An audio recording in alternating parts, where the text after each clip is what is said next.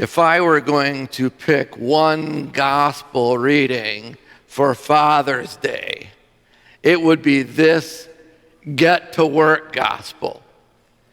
I think we'll record this homily and post it, and I'm going to send it to all my kids. And they're going to be so grateful. They're lucky guys for their birthdays and holidays and Easter and Christmas. They get sermons. My own dad didn't spend a lot of energy talking about people.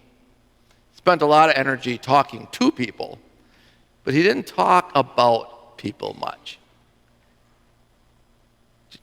Wasn't his style. He felt intelligent people should talk about ideas. So he didn't talk about people much, but once in a while you would hear him say that someone was a hard worker. And that was high praise. That was a big compliment coming from him, that somebody was a hard worker. And he did not draw distinctions. It didn't matter to him what your titles were, how many degrees you had, your position, your standing. He didn't care if you were a university professor or the guy who mixes the mud for the bricklayers. None of that mattered to him. But if he thought you were a hard worker, he held you in high esteem. That was big respect. Conversely, once in a while you would hear him say that someone is all talk. They're all talk. And he saved that for braggarts and blowhards. People who in his mind spent all of their time and energy talking about what was wrong with everyone else, what was wrong with everything else. But they never picked up a shovel, dug in, and did anything to really make the world a better place. Hard work was a compliment. To be said to be all talk was derision. You didn't want to be all talk. In his mind, people who were all talk were not hard workers. People who were hard workers didn't have time to be all talk. So when Jesus sends his disciples out with this message, the harvest is abundant, but the laborers are few. He's saying, don't be sitting around talking about this. You got to get up and get out and get to work. Go heal people, love people, feed people. There's so much opportunity to share love in the world. Get up, get out, and go do it. It's a wonderful message. And so, hopefully that's what we do as disciples, even to this day.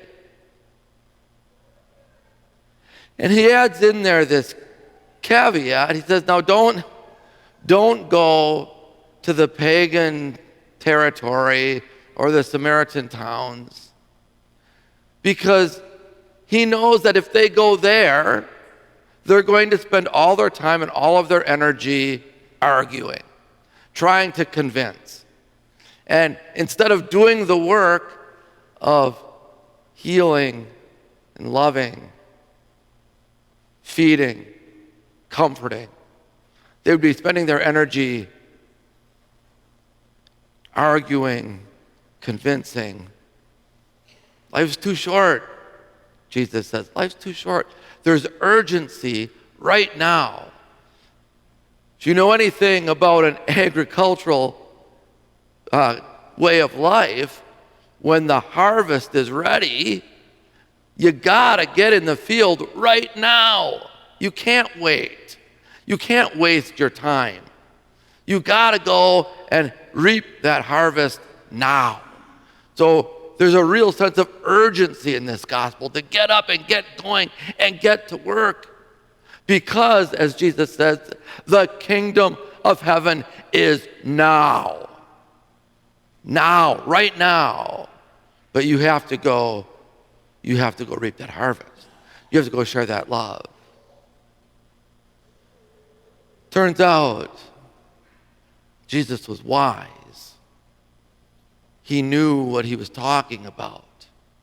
Because even today, if we go out into the world and we ask people at random what they respect most and what they respect least about the Catholic Church, and I can say this because I've done it hundreds of times, they're going to tell you that what they respect most about our Catholic Church is that we feed the hungry, we comfort the sick, we console the dying, we house the homeless, we love our neighbors, just like Jesus said. And that's what they respect most. And when you go out and you ask people what they respect least about our Catholic Church, they're going to tell you we spend too much of our energy and time complaining, criticizing, and condemning, and telling other people what's wrong with them, and telling people what we think they should believe, how we think they should act. Too much time and energy in the context of this gospel in those territories. Stay out of those territories, Jesus says. He knew what he's talking about, because the reality is, if we're going to give life and breath and animation to the kingdom of God right here, right now, we're going to do it by taking Christ's love out into the world, feeding the hungry, comforting the sick, housing the homeless, loving our neighbors. We're not going to do it by being all talk. We're going to do it through the hard work.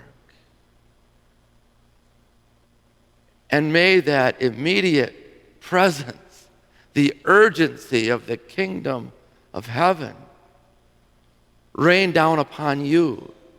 And may that urgency of the kingdom of heaven stir the heart within you. And may the urgency of the kingdom of heaven flow forth into the world from you.